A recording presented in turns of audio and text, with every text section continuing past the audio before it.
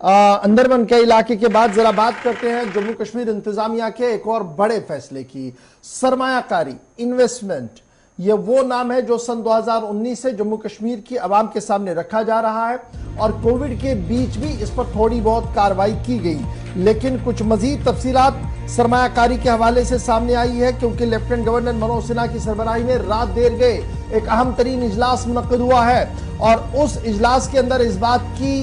यकीन दहानी कराई गई कि कम से कम जो सरमायाकारी के प्रपोजल्स हैं, यानी जो तजवीजें आई हैं, वो 50,000 करोड़ से बढ़कर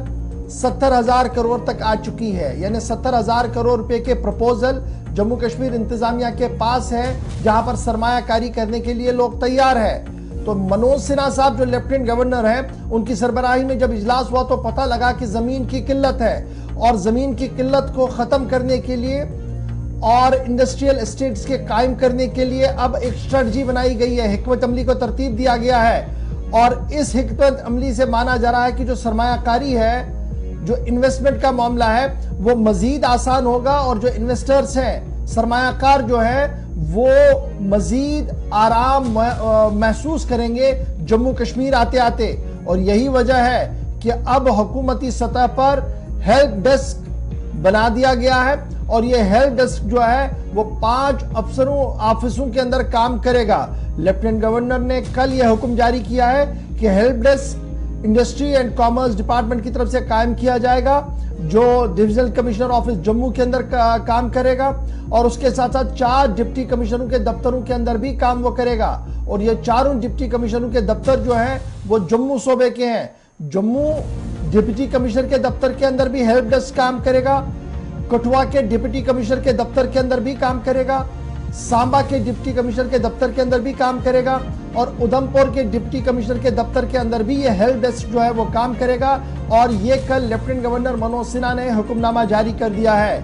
प्राइम ऑब्जेक्टिव जो रखा गया है जम्मू कश्मीर इंतजामिया की तरफ से वो ये है कि प्रोएक्टिव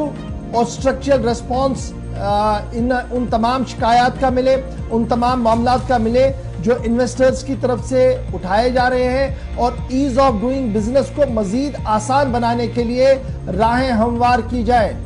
किसी भी अफसर की तरफ से लेफ्ट लैल किया गया तो बख्शा नहीं जाएगा। लेफ्टिनेंट गवर्नर मनोज सिन्हा ने कल इस बात को भी क्लियर कर दिया है। कल की मीटिंग के अंदर इस बात का भी खुलासा पेश कर दिया गया कि नई सन्नती पॉलिसी का यह फायदा हो रहा है कि जो सरमायाकार आज तक जम्मू कश्मीर नहीं आना चाहते थे, अब आहिस्ता आहिस्ता करके जम्मू कश्मीर का रुख उन्होंने शुरू किया है और तकरीबन 70,000 करोड़ रुपए का जो प्रपोजल्स हैं, जो दस्तावेजात हैं, वो जम्मू कश्मीर इंतजामिया के इंडस्ट्रीज एंड कॉमर्स डिपार्टमेंट के पास आ चुके हैं, जिन पर काम लगातार जारी है। ग्राउंड ब्रेकिंग सेरेमनी आपको याद होगा, 38,080 करोड़ रुपए का जो private investment proposal Jammu Kashmir के अंदर हुआ था, जो वजीर-ए-आज़म की सरबराही में ग्रुप बनाया गया था, जो वजीर-ए-आज़म खुद साहब देख रहे थे, वो अप्रैल लास्ट ईयर 2024 में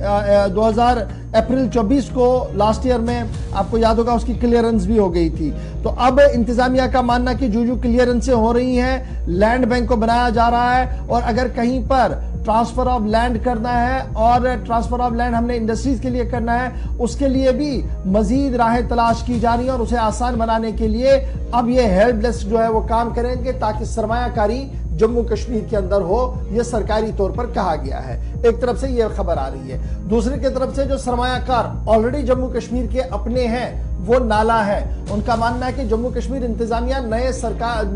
सरमायाकारों के लिए खुशामदीद तो कह रही है, आओ भगत तो कर रही है, गले तो लगा रही है, लेकिन जो लोग ऑलरेडी सरमायाकारी कर चुके हैं उनके लिए अभी भी जामिया हिकमत अमली को तरतीब नहीं दिया जा रहा है, जिसकी वजह से सरमायाकार पहले ही जो जम्मू कश्मीर के अपने लोग हैं वो गोनागो मुश्किलात से दो चार हो रहे हैं। उन्होंने लगातार इस बात का भी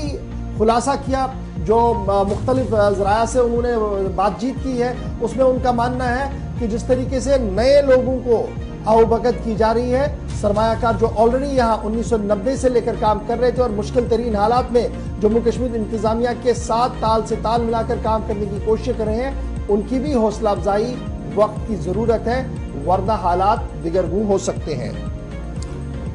तो सरमायाकारी को लेकर हिकमत अमली और सरमायाकारी को रागिब करने की एक नई तरकीब जमीन के जो मसाइल थे उनको हल करने पर भी